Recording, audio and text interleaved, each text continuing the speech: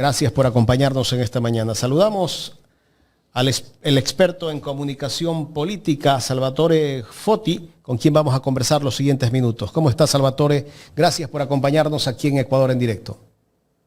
Muy buenos días. Más bien, gracias a ustedes por la invitación y la gentileza. ¿Cómo están?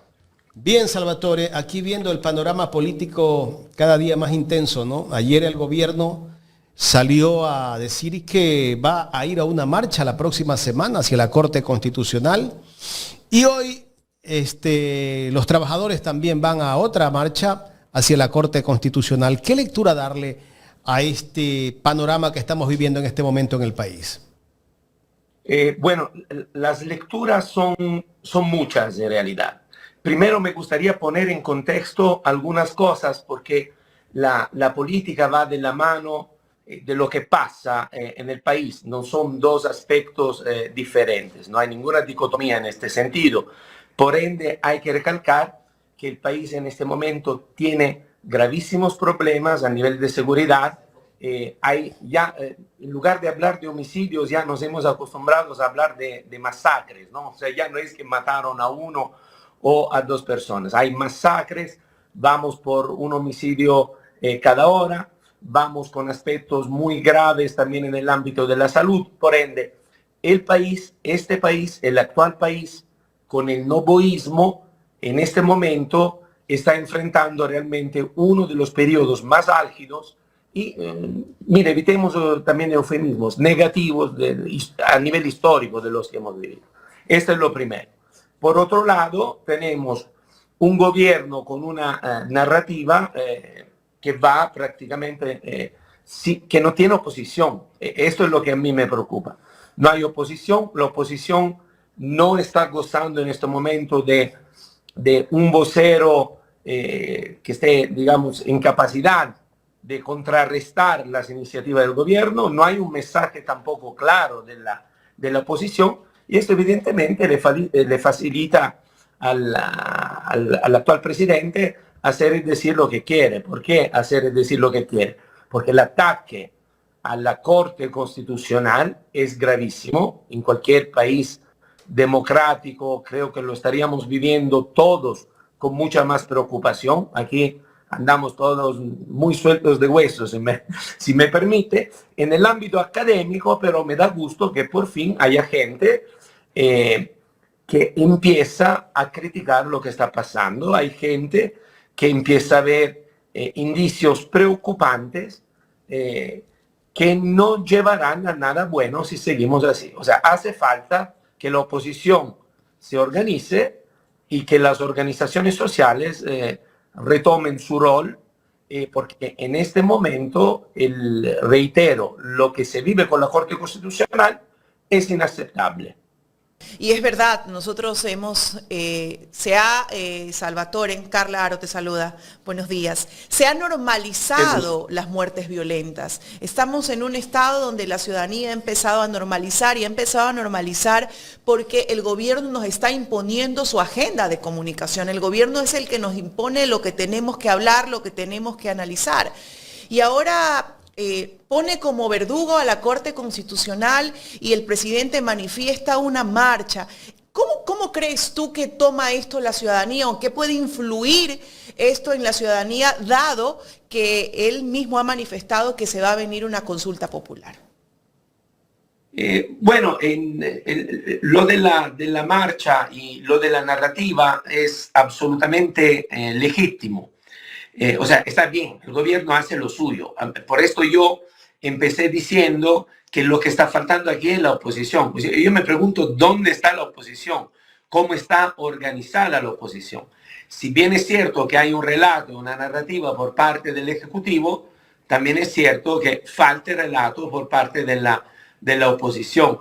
Y la oposición no es evidentemente el correísmo. La oposición son todos aquellos ciudadanos y todas aquellas organizaciones que empiezan a entender que hay, como tú bien decías, un relato, una narrativa, una brújula, digamos así, del gobierno que muchos siguen, la mayoría inclusive de algunos ciudadanos siguen, pero que hay del otro lado. Entonces, la marcha con la Corte, hacia la Corte Constitucional, los ataques, también videos, yo creo videos anacrónicos ya, ¿no? O sea, parecen de los años 50, de las repúblicas estas, o mal llamadas repúblicas, que son caricaturas, ¿no? Que hasta nos toman el pelo en las películas, de dos ministros, tres ministros, con atrás los militares. Me parece tan pobre como argumento y expresión, inclusive visual para la ciudadanía. Pero bueno, así les gusta hacerlo, y reitero, lo que más preocupa es la falta de mensajero por parte de la oposición. Creo que la oposición y las organizaciones sociales tienen que un poquito reorganizarse, porque la Corte Constitucional, para que la gente nos entienda, ¿no? La Constitución es la máxima expresión de la democracia en cualquier república. Y la Corte Constitucional, evidentemente, facilita, o mejor dicho, obstaculiza que se violente la Constitución, que se violenten los derechos de los ciudadanos. Atacar a la Corte Constitucional es atacar a los mismos derechos, valga la redundancia, constitucionales de los ciudadanos, que implican conceptos de libertad, que implican conceptos de expresión, de movilidad. O sea, aquí las cosas no están tan bien. Si me permiten, pero yo sí quiero, ahí concluyo un ratito la intervención en este momento, que es esto. Yo creo que el gobierno se está equivocando con la consulta popular. Creo que no va a tener, o sea, podría tener más que perder que ganar. Además, la consulta que ya hizo Noboa, la primerita, perdió en dos preguntas, ¿no es cierto? Dos preguntas no le dieron paso. Creo que de ahí vamos a empezar, o sea, en el sentido que podría perder, por lo pronto podría perder dos más fácil ahora, mínimo. Claro que el escenario es que las gane todas, pero yo reitero, me atrevo a decir, me atrevo a opinar, todavía se puede. Creo que tiene todo que perder y nada que ganar Noboa con esta consulta. Salvatore, has dicho algo súper importante que nos deja una nueva apreciación. Decías, la oposición ya no solamente es la RC, o sea, ya no solamente es el bloque contrario al gobierno, por ejemplo, en este caso desde la Asamblea. Ya la oposición tiene que consolidarse con todas las organizaciones sociales a las cuales directa e indirectamente se le están vulnerando derechos. ¿Qué significa esto? Que tiene que renacer una nueva oposición. ¿Y por qué te pregunto esto? Porque el bloque de la Revolución Ciudadana ha sido constantemente desgastado, o el gobierno lo tiene en un constante desgaste con ataques, ¿no? Entonces hay que pensar ya en una nueva oposición que venga de las bases sociales. Claro, o sea, la oposición, primero, evidentemente la Revolución Ciudadana es el movimiento político con más, digamos así, respaldo, ¿no? Porque igual tiene su voto duro, tiene su confianza en las urnas, pero más allá de este movimiento es evidente que como ahora, digamos así, las leyes y todo lo que estás haciendo, inclusive la consulta, nos involucra un poquito a todos, creo que hay que ampliar la oposición, y creo que hay actores importantes que ya tienen que adherirse a esta oposición. Mira, cuando hizo la consulta, hagamos un ejemplo rápido, que toca un poquito a todas las bases sociales del país. Cuando se hizo la primera consulta, a Noboa le dijeron no, por ejemplo, por el trabajo a horas, ¿no es cierto? Así es. Entonces, ahora la pregunta que hace solo por el sector del turismo, esto es evidente que es un caballo de Troya para luego, digamos así, modificarlo después. ¿Por qué? Porque una vez que tú votas, digamos que gana el sí, luego esto pasaría a la Asamblea. Y ahí puede haber, la ley puede dar más alcances a este sí que se dio de buena fe en las urnas. Y por ende, mañana podríamos tener que cualquier empresa luego se vuelve turística. O sea, no sé si me dejo entender. Entonces, tengamos cuidado. O sea, en esta... también la primera pregunta a mí me parece absurda. O sea, en cualquier país que te digan, ¿quieres que vengan otros a arreglarte el problema con fusiles y qué sé yo, y con marines? Estás feliz. O sea, si yo fuera las Fuerzas Armadas ecuatorianas estaría muy preocupado. Si fuera un ciudadano ecuatoriano, como también creo que lo soy, también estaría preocupado porque igual en la asamblea se puede dar alcance a este sí de la consulta y podríamos empezar a tener, además de Fuerzas Armadas regulares, también, quién sabe, mercenarios, contrataciones, por ejemplo, con empresas privadas. O sea, los alcances, esto podría volverse un caballo de Troya del cual podríamos arrepentirnos más temprano que tarde. ¿Y por qué crees que nadie dice nada? De las Fuerzas Armadas, silencio total. Los ex miembros de las Fuerzas Armadas tampoco se pronuncian. Por ahí de vez en cuando alguien sale. Hay un silencio, ¿no? Le están dando, como quien dice, el beneplácito para que Daniel Noboa haga lo que quiera. Por esto te decía, no hay oposición. Y mira, vamos a lo de las Fuerzas Armadas también.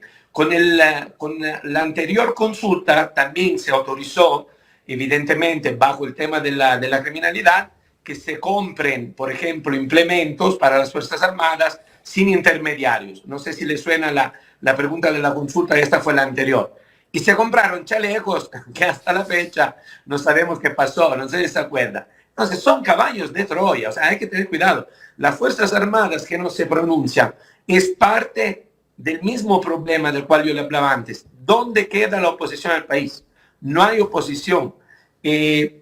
Evidentemente todos los sectores sociales están callados y otros hablan en cambio demasiado, no sé por qué, si lo hacen gratuitamente o porque tienen alguna ventaja que no logro entender. Soy bastante ingenuo. ¿Quiénes son esos que hablan demasiado?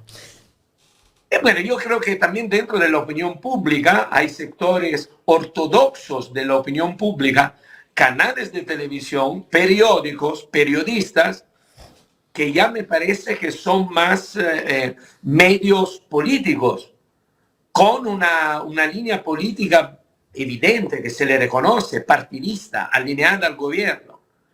Entonces, esto a mí me parece bastante triste porque se vuelven cómplices de una situación que se le va a ir de las manos, se nos va a ir a todos. ¿De qué manera, por qué es tanto alineamiento hacia el gobierno? ¿Por qué lo hacen ellos?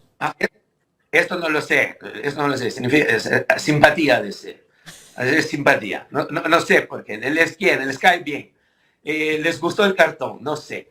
Yo simplemente me aferro a lo que es una postura, reitero, porque hoy además si uno habla como hablo yo, ahora yo mismo soy de todo, ¿no es cierto? Porque entonces yo me aferro a lo que es los conceptos básicos de la democracia, que son, por ejemplo, que en la Corte Constitucional, cuando te dice que no, se acepta. Si hay, y que miren, estoy en muy buena compañía, no sé si estoy en minoría, pero estoy en buena compañía, porque desde la ONU también están preocupados por el ataque a la Corte Constitucional. Así que yo prefiero estar del lado de los que se preocupan de la democracia, no de aquellos que dicen que se haga cualquier cosa con tal de que no sé, porque además, perdóneme, hagamos un poquito de memoria histórica aquí. Bajo el pretexto de la criminalidad se han hecho muchas cosas, el IVA, se han quitado los subsidios del extra, a la gasolina extra, ¿y a cambio de qué? Yo no he visto nada. En los hospitales sabemos cuál es la situación, ¿no es cierto? Ahora nos vamos a gastar plata por la consulta. Entonces, la mía no es una postura política, la mía es una postura de ciudadano que dice que pasa, que haya cambio. Y reitero, a cambio me parece que hay un gobierno bastante fuerte a nivel comunicacional, porque luego a nivel pragmático, si vamos a sacar una cédula, sabemos, desde ahí sabemos cómo funciona el país, y luego tenemos un gobierno que se preocupa de la Corte Constitucional cuando los problemas son otros. Los problemas son otros para la democracia, la sociedad de los ciudadanos. Los problemas son abrir una tienda y que no te extorsionen. Esos son los problemas de los ciudadanos. Que haya más trabajo y no hay trabajo. Que la economía mejore y no mejora. Porque la microeconomía, no la que nos cuentan, la que vivimos cada día, sabemos cómo anda.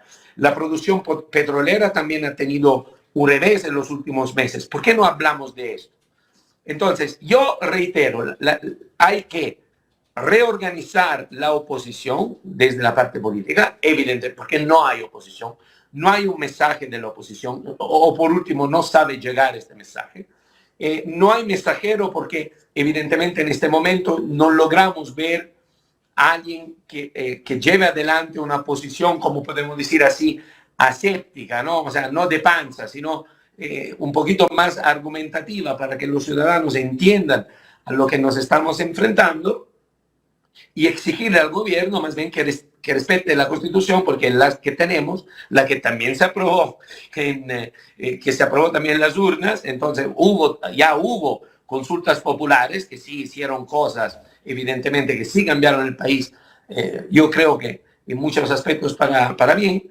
Ahora nos encontramos, ya vamos con 2 consultas populares, se vuelven a plantear preguntas que, reitero, se pueden volver caballos de Troya para que luego se haga cualquier cosa, porque a mí no me convence, sobre todo a mí me preocupa, más allá de lo del juicio político a los miembros de la Corte Constitucional, que es inaceptable, porque la Corte Constitucional no es un órgano político, es un órgano jurídico, se supone que independiente y transparente. No me convence la pregunta número 1 sobre estas famosas bases militares extranjeras, que a mí no entiendo cómo las Fuerzas Armadas todavía no se pronuncian, y no me convence el trabajo por hora por el sector del turismo, porque aquí, acuérdense de mis palabras, todas las empresas se van a volver turísticas, no tenga ninguna duda.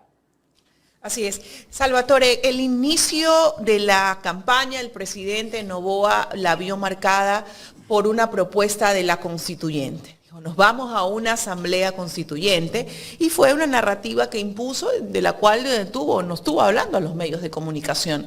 Llega al gobierno, se posesiona y resulta que ya no lo ve así. Empezó a optar por la estrategia de leyes económicas urgentes, que terminaron siendo una fanesca porque no eran económicas y mucho menos urgentes, e involucraba pues a distintas normativas, ¿no? Para obviamente establecer sus propósitos o intereses propios del gobierno. Ahora nos habla de consulta, y tú nos decías hace un momento, me atrevo a decir que es probable que no le vaya tan bien al gobierno. ¿Por qué consideras que no le puede ir tan bien? ¿Porque ha hecho una reducción en los ministerios? ¿Porque hay despidos? ¿Porque más allá de la narrativa o de lo que se habla en redes sociales sabemos que la realidad es otra? ¿Crees tú ya que se empieza a crear ese rechazo ante el gobierno? No, porque la política es dinámica. Mientras más tiempo pasa, más se pierde popularidad. Es inercia, es fisiológico. El desgaste. Por ende, hay un desgaste, sí, innegable. Por ende, tiene todo que perder. O sea, yo creo que tenga todo que perder. Además, no sabemos si va a faltar la luz. O sea, hay muchas cosas, todavía muchas incógnitas que pueden pasar. Entonces, creo que tiene todo que perder porque en este momento él, en cambio, tiene mayoría en la Asamblea, hace lo que quiere. Por esto no hace la constituyente. Cuidado, la constituyente la va a hacer en un momento importante en el cual él tenga baja de popularidad o tenga algún problema grande y todo lo demás. En la agenda está la constituyente y van a ser constituyentes. Si es que él acabará estos 4 años de mandato, tiene todavía... O sea, ¿crees que va a guardarlo como comodín entonces? O sea, ¿crees que para él va a ser un comodín el tema de la constituyente? Depende cómo le vaya en esta consulta. Claro, mira, y también puede haber luego muerte cruzada. O sea, él tiene un montón de cosas que puede hacer de aquí a 4 años, reitero, si es que, porque aquí estamos acostumbrados que tampoco siempre se acaban los 4 años. Entonces, si es que tiene estos 4 años, él tiene muchos comodines. En este momento la constituyente no le convenía porque él ya tiene poder dentro de la Asamblea para hacer pasar las leyes. Las leyes simplemente no llegan a última instancia por la Corte Constitucional. Por eso quiere dar de baja a la Corte Constitucional, esto es todo. Ya mismo va a poner fiscal general del Estado, o sea, él ya lo tiene todo. Entonces, ¿cuándo le servirá a llamar a una constituyente? Lo hará, no es el momento. Pero tampoco creo, y ahí me atrevo, ¿no? Tampoco creo que era el momento de la consulta popular. Yo creo, reitero, que tiene todo que perder y nada que ganar. Creo que la oposición tiene tiempo de sobra, si es que por fin madura, y las organizaciones sociales también empiezan a hacer oposición, porque les he visto realmente muy tibias, a pesar de despidos y todo lo que ha pasado. Parece que ya en el país todo el mundo está feliz. Entonces, tienen tiempo de sobras, tienen septiembre, octubre y noviembre para armar una narrativa, para armar un bloque sólido, concreto, válido. Además, en el sector de la sierra, justo en septiembre empiezan las clases y por ende como que la gente está más sensible, ¿no? Ya van a poner a los niñitos a la escuela, ya le toca el bolsillo. En fin, creo que hay muchas aristas negativas. Creo que el factor timing, claro que tienen que hacerlo cuando recién empiece el gobierno, ¿no? Le tocaba hacerlo por ahora, pero yo no lo hubiese hecho. Por esto yo no soy asesor y él tiene asesores de sobra. Entonces, creo que son muy buenos y vamos a ver qué pasa para diciembre. A ver qué le lleva a Papá Noel. Pero esos asesores que tiene solo utilizan el cuarto de guerra, ¿no? Para atacar a la oposición. Pero en realidad No, bueno, ahí... lo que hace dime. el gobierno es poco. Bueno, pero lo capitaliza, ¿no? O sea, fíjense, si queremos, yo ahí faltaría más, o sea, toda gente preparada, no me atrevería, o sea, simplemente el mío era un chiste. Creo que tienen una narrativa que pega porque saben explotar bien algunos factores. El primero es el de las redes sociales, ¿no?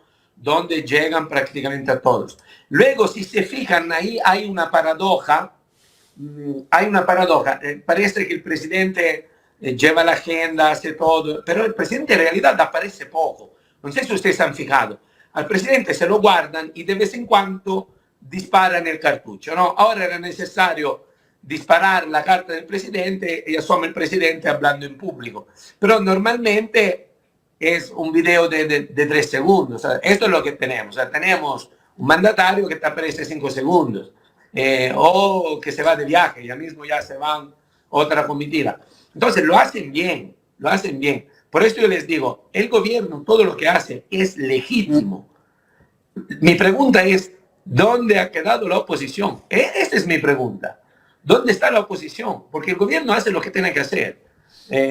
Llevar la agenda, hacer cumplir las prioridades, reunirse con los que también tienen agenda en el país, ¿no? Porque me parece que también hay agenda de otros países en Ecuador, es evidente. Y el presidente la respeta muy bien. Y entonces yo me pregunto, ¿y la oposición dónde está? ¿Qué hace la oposición? ¿Por qué la oposición no dice que, por ejemplo, la consulta popular que vamos a enfrentar en diciembre representa un gasto y tenemos historias tristes en los hospitales ecuatorianos? Faltan insumos a la policía, faltan insumos a las Fuerzas Armadas. Mataron, creo que, si la memoria me falla, 11 militares. Hubo una matanza de 11 militares. De esto no habla nadie. O sea, yo no entiendo cómo puede ser que el país hoy esté empeñado en hablar de la consulta y de poner una base extranjera en el país cuando las fuerzas militares nuestras, no de otro país, sufrieron bajas hace poco. Y sabemos si hay más insumos para los militares, sabemos si hay más armas, sabemos si hay más inversión. No sabemos nada. Sabemos que hay la consulta. Aquí hemos tenido hemos tenido un montón de consultas. La última mismo, reitero, con Noboa, me parece que el país no es que haya cambiado de manera. Hicieron una consulta ¿para qué? Para que aumentar las penas de algunos delitos y esto apenas significando un incremento, por ejemplo, que un delito X se condenara con 22 años y ahora es 25. Esto no lo podían hacer con la asamblea, con una simple ley. No, gastaron plata, en fin. Ahí no, porque empezaría a desahogarme. Quisiera ser todavía, digamos así, lúcido. Entonces, me parece que se han hecho cosas que le han hecho daño al país. Me parece que se siguen haciendo cosas que le hacen daño al país, que le van a hacer mucho más daño al país. Y la responsabilidad es también de la oposición, que no logra ser contundente con la ciudadanía y no logra transmitirnos o hacerle entender a la ciudadanía los riesgos a los cuales nos estamos enfrentando, que son riesgos serios de autoritarismo, y esto más bajo un régimen que hasta hoy, mi opinión, es ineficiente e improvisado a nivel de política pública. Salvatore, dentro de las preguntas de la consulta popular, hay preguntas que nos hacen ruido y una de esas es, por ejemplo, la reducción del número de asambleístas, así como el quitarle el financiamiento a las organizaciones políticas para su participación. ¿Cuál crees que es el mensaje o cuál crees que es el objetivo del gobierno con esas preguntas? Bueno, estas son las preguntas para que la gente le caiga bien todo el contexto, ¿no? Entonces, disminuir los asambleístas, la gente te diría que sí. Pregunta gancho. Que también tampoco es tan bueno, pero bueno, digamos que es maravilloso, nos ahorramos no sé cuánta plata. Nos ahorramos la plata que gasta en la consulta, tal vez menos con esto, pero bueno, vamos más allá. Lo de los financiamientos a los partidos políticos es un tema evidentemente feo para los ciudadanos, porque los ciudadanos saben que con esta plata mucha gente se la farrea, o sea, digamos las cosas como son. Y por ende los ciudadanos dirán, sí, quítenle la plata. Pero ahí perdemos una vez más de vista lo que es la democracia. En democracia todos debemos jugar con las mismas reglas del juego y con algunos recursos. Si un ciudadano quiere ser mañana candidato, lo primero que necesita es recursos económicos, aunque sea una camioneta para irse en el territorio, ¿no es cierto? Entonces, si ya no me dan plata y yo quiero ser candidato, simplemente no voy a poder ganar. ¿Quién va a ganar? Van a ganar los que más plata tengan. O sea, me parece tan clarito el mensaje. El que tenga plata será candidato. El que tenga plata tendrá respaldo de parte de la prensa, que también necesita plata, ¿no es cierto? Porque luego están las pautas, entonces te empiezan o sea, es inútil que les cuente la realidad, que usted la sabe mucho mejor que yo. La realidad que se ve y aquella que no se ve. Entonces, quitarle plata a los movimientos políticos es quitarle recursos a la democracia. Yo prefiero que haya 15 candidatos, ¿sí? Al exceso que haya 15, 16, 17 candidatos, al defecto que en cambio haya un candidato por tener plata o dos por tener plata o tres. O sea, me parece peor, porque los tres no estarán ahí por capacidad o porque estamos ahorrando plata como ciudadanos. Estarán ahí porque ellos sí tienen la posibilidad económica de estar ahí. Y entonces las personas que sí trabajamos, que sí nos enfrentamos al día a día, jamás vamos a poder participar a la política y al servicio público si algún mecenate por ahí que tenga recursos no me apoya. ¿No le parece esto también un argumento bastante feo y en contra de la democracia y en contra de los ciudadanos? Pero las lecturas hoy en día son superficiales. Las lecturas hoy en día son tiktokeras. Entonces, así le gusta a la gente. Esperemos que hasta diciembre, reitero, haya oposición y sobre todo empecemos como ecuatorianos algunos ya a madurar, porque estamos razonando con la panza, más no con la cabeza, y hoy afecta a la democracia, y la democracia es para todos, no por algunos que son ahí más inteligentes o se creen más inteligentes. La democracia es para todos, para aquellos que tuvimos la suerte de estudiar un poquito más y para aquellos que no tuvieron la suerte de estudiar, pero cada día se levantan, madrugan y van a trabajar. Entonces, para todos nosotros en la democracia, y la están atacando y la quieren manosear. Y a esto se le dice no. Privatización de la democracia también, darle simplemente el privilegio a quienes tienen los recursos económicos o quienes manejan los grandes emporios dentro del país para poder participar. Pero también tiene enemigos, el gobierno se crea enemigos y se abre frentes. ¿Qué opinas de los frentes que se abre, por ejemplo, con el alcalde de Guayaquil? Mire, el frente con el alcalde de Guayaquil creo que es visceral. O sea, es un asunto personal entre el alcalde y el presidente. Esto no es también entra, ¿no?, dentro de la agenda política, pero creo que le favorece más al alcalde de Guayaquil porque lo están posicionando, le están dando identidad. O sea, hoy el alcalde de Guayaquil está conocido a nivel nacional gracias también al trabajo de la presidencia de la República, porque si no, el alcalde de Guayaquil tendría el mismo conocimiento que casi siempre todos han tenido. O sea, para ser un alcalde conocido a nivel nacional tendría que ser alguien como Nepot, que ha estado en la alcaldía por, qué sé yo, por 20 años. Aguilé Álvarez va, ni siquiera va, creo que son pocos añitos, y ya le conoce todo el país. Esto es gracias al presidente. Entonces, creo que también ahí se está equivocando. ¿Cuál es la percepción que existe del alcalde de Guayaquil en Quito? Miren, en Quito simplemente leemos, creo yo, la mayoría de los ciudadanos leemos las noticias y vemos que todo lo que hace el alcalde está mal, que es lo mismo que también pasa en Quito, ¿no? En Quito hubo un problema con el agua y era toda culpa del alcalde. Entonces yo creo que esto crea un efecto boomerang. ¿Pero esa es la percepción de quién? ¿Del gobierno? Claro, el gobierno, cada rato que hay un alcalde. ¿Y del pueblo quiteño? Me parece que las encuestas de las cuales yo tengo conocimiento, Pavel Muñoz, creo yo que están bastante bien. Así que inclusive lo del juicio político, vamos a ver qué pasa, de la revocatoria, perdón. Vamos a ver qué pasa. Me parece que pierde piso o está perdiendo piso. Pero reitero, estos ataques... No, de Quito le estaba diciendo la revocatoria del mandato. Pierde piso.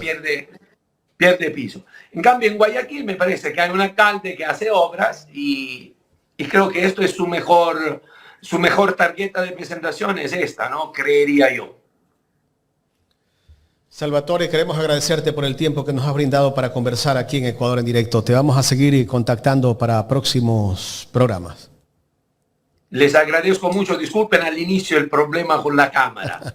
Les mando un fuerte abrazo y que tengan un muy buen día. Gracias. Gracias, Salvatore Foti. Él es analista político, experto en comunicación política, hablándonos de la coyuntura política que vive el país.